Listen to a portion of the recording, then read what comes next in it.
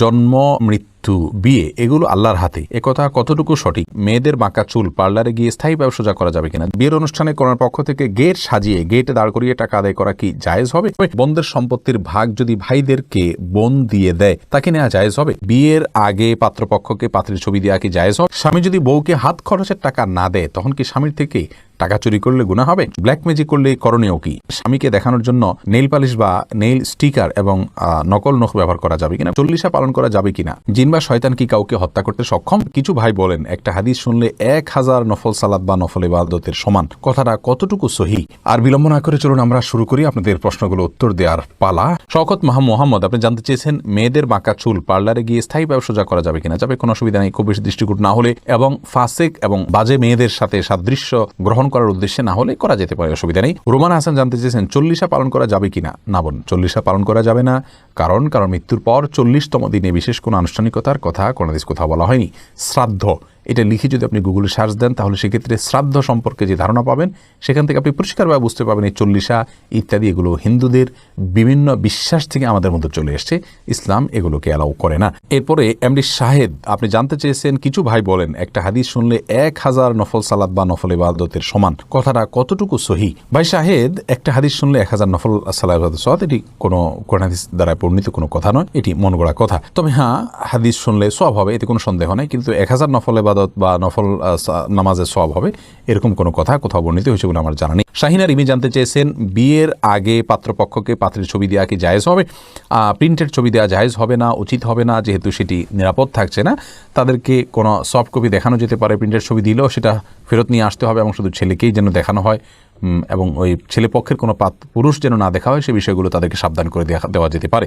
তবে সবচেয়ে উত্তম হয় সরাসরি দেখায় সমস্ত না করে। এরপরে নাহিদ জাহান ভুঁইয়া, আপনি জানতে চেয়েছেন ফরজ গোসল করলে নামাজের ওযু করতে হয় না, মতামতটি কি গ্রহণযোগ্য? দেখুন, ফরজ গোসল করলে নামাজের ওযু করতে হয় না, এটি গ্রহণযোগ্য তখনই যদি ফরজ গোসলটা আপনি সুন্নাহসম্মত উপায়ে করেন, অর্থাৎ শুরুতে ওযু করলেন এরপরে গোসল করলেন, এরকম যদি হয় তাহলে সেক্ষেত্রে আপনার জন্য আলাদা করে আর ওযু করার প্রয়োজন নেই। সুন্নাত পদ্ধতির গোসল হলো শুরুতে আপনি 2 হাতের কবজে পর্যন্ত ধৌত করলেন, 3 বার কুলি করলেন, নাকে পানি দিলেন, মুখ ধুলেন, হাত ধুলেন, মাথা মাসা করলেন, এরপরে গোসল করে তারপরে শেষে পাও ধুয়ে আপনি বের হয়ে গেলেন, তাহলে এই গোসলের পর আর আলাদা করে ওযু করার প্রয়োজন নেই, এটি হলো সঠিক মত। ফাহিম মুন্তাসির, আপনি জানতে চেয়েছেন আড়ি থেকে জিন বা শয়তান কি কাউকে হত্যা করতে সক্ষম? জি, তাদেরকে কষ্ট দিয়ে হত্যা পর্যন্ত করে ফেলতে পারে, এটি বিভিন্ন হাদিস দ্বারাও বোঝা যায়। অতএব জিন বা মানুষ হত্যা করে, অনেক সময় এরা জিন মানুষকে হত্যা করে, এটা হতে পারে দুষ্ট জিন। এহসানুল হক মিলন আইডি থেকে আপনি জানতে চেয়েছেন আমি বিয়ে করতে চাই কিন্তু বাড়িতে বাবা মা এখন বিয়ে দিবে না, এক্ষেত্রে কি করব? দেখুন, বাবা মা যদি বিয়ে না দেন আর আপনি বিয়ে না করলে গুনাহে লিপ্ত হয়ে যাবেন, এরকম কোনো ভয়াবহ পরিবেশে আছেন, তাহলে বাবা মাকে অন্য মানুষদেরকে দিয়ে বোঝাবেন যে তাকে গুনাহ থেকে বাঁচতে সাহায্য না করলে তারা গুনাহগার হবেন।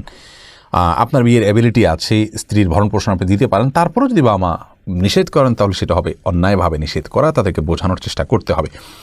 যদি কোনোভাবে আপনি তাদেরকে বোঝাতে না পারেন তাহলে সেক্ষেত্রে আপনি রোজা রাখবেন এবং সিয়াম পালন করবেন, এবং আপনি যদি প্রাপ্তবয়স্ক হয়ে থাকেন এবং ভয়াবহ পর্যায়ে চলে যায় তাহলে সেক্ষেত্রে আপনি নিজে থেকেও বিয়ের উদ্যোগ নিতে পারবেন। শ্রাবণী, আপনি জানতে চেয়েছেন স্বামীকে দেখানোর জন্য নেইল পালিশ বা নেইল স্টিকার এবং নকল নখ ব্যবহার করা যাবে কিনা? করতে পারেন, তবে নামাজের সময় আপনার ওযুর বিষয়টি আপনি নিশ্চিত থাকতে হবে যে ওযুর আগে সে নেইল পালিশ দূর করা এবং আপনার ওযুর কোনো ক্ষতি না হয় সে বিষয়টি নিশ্চিত করা, এটি আপনাকে করতে হবে। ফরহাদ ফাহিম জানতে চেয়েছেন বোনদের সম্পত্তির ভাগ যদি ভাইদেরকে বোন দিয়ে দেয় তাকে নেওয়া জায়েজ হবে?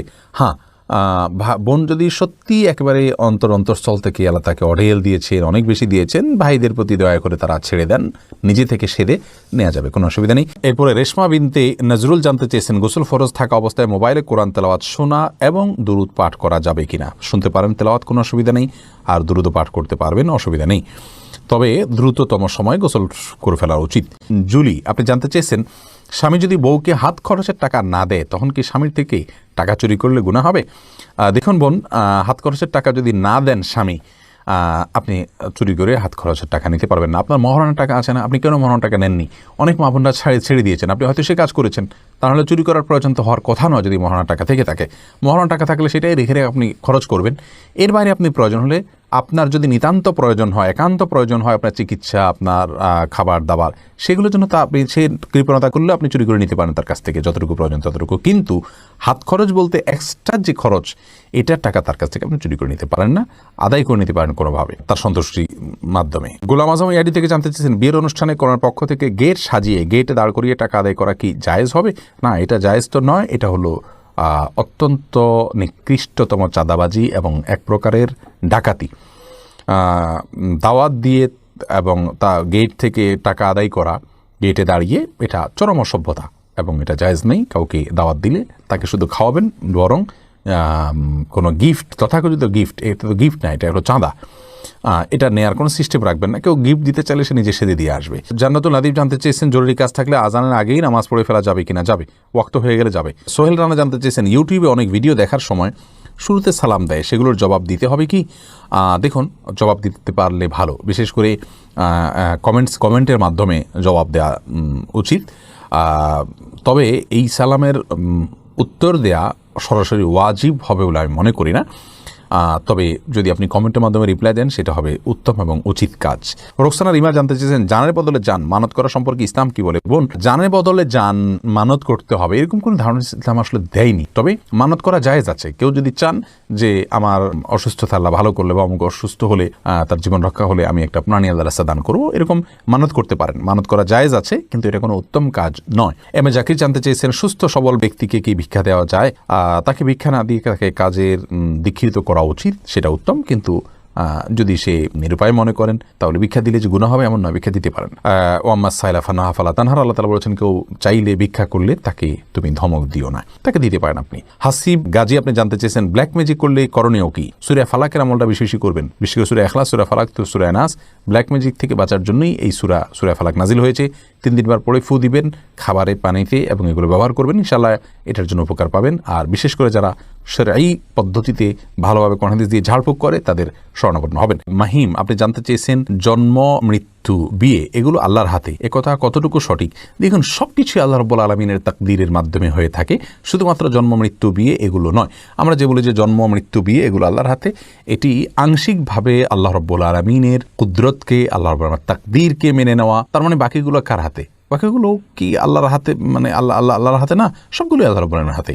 আমাদের কি হবে, কি না হবে, কোথায় খাবো, কোথায় মারা যাব, সবগুলো আল্লাহ রাব্বুল আলামিন জানেন এবং তার কন্ট্রোল। আফরা আহসান জানতে চেয়েছেন, টাকনুর নিচে কাপড় পরার হুকুম বিষয়ে কিছু বলেন দয়া করে।